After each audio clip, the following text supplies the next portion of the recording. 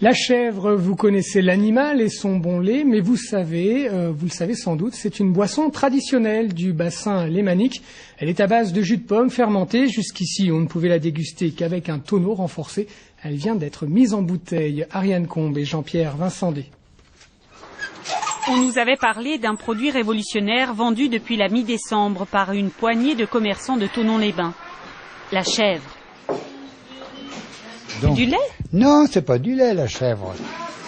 Une bouteille de chantilly, alors? Vous voyez, vous lavez ça, vous tournez, vous prenez votre verre, vite, et vous buvez.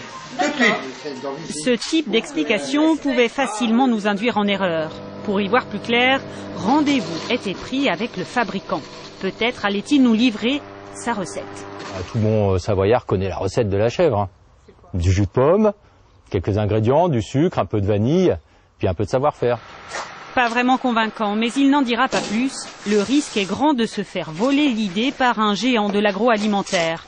Jusqu'à présent, personne n'avait réussi à mettre la chèvre en bouteille. Il y a eu des essais, il y a des gens qui ont essayé de mettre ça dans des bouteilles en verre, ça pétait dans les caves, ça explosait, il y en avait de partout. On s'est dit, tiens, pourquoi pas nous, il y a forcément, il y a une solution, quoi. Il a fallu 2 ans de travail à Michael Marchandise et à son associé pour mettre au point le procédé.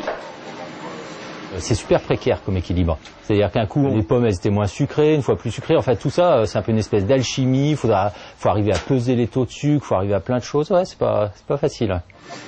La chèvre est commercialisée localement depuis 2 mois seulement. Près de 4000 bouteilles ont déjà été vendues. C'est surtout les gens, les connaisseurs, qui ont plus la possibilité de le faire chez eux. Donc ils viennent nous prendre une petite bouteille pour faire une soirée. Puis entre amis, reprendre le goût un petit peu à la chèvre, qui régionalement parlant est quelque chose de pas mal, quoi. Quelque chose de pas mal? Beaucoup mieux, disent les anciens du Chablais.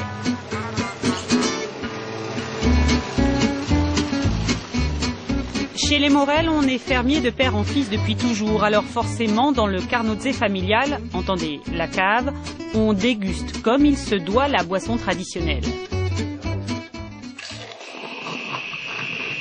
Le secret de la chèvre, c'est sa fermentation dans un tonneau blindé de 7 cm d'épaisseur. Il faut quand même dire qu'il y a quand même 13 kg de pression à l'intérieur, c'est énorme. C'est ce qui fait ça se remousse comme une bombe de chantilly ou de... Vous savez, ouais. c'est pas que ça peut exploser, mais c'est comme dit Luc, il a trouvé le mot, c'est comme une petite bombe. Hein, et la petite bombe, légèrement alcoolisée, se boit cul sec. Et puis c'est convivial parce que on est à côté du tonneau, on discute. Et puis c'est digestif. C'est digestif. Hein, c'est digestif, c'est ce que je disais. Ça devrait être vendu en pharmacie. L'enquête se termine, mais une question demeure. Pourquoi cette boisson s'appelle ainsi? La chèvre, elle fait du lait. On est d'accord. Quand vous faites la chèvre, vous traitez la chèvre, ça fait de l'écume. Donc l'écume, ça ressemble à la chèvre que vous avez en ce moment, que vous allez boire. C'est l'écume de la chèvre qui ressemble à la chèvre. Vous avez compris? Non? Vous n'avez pas compris. C'est ça. Voilà. Voilà, à consommer avec modération. C'est la fin de ce journal. Merci de votre attention. Tout de suite, nos informations nationales. Je vous remercie. À demain.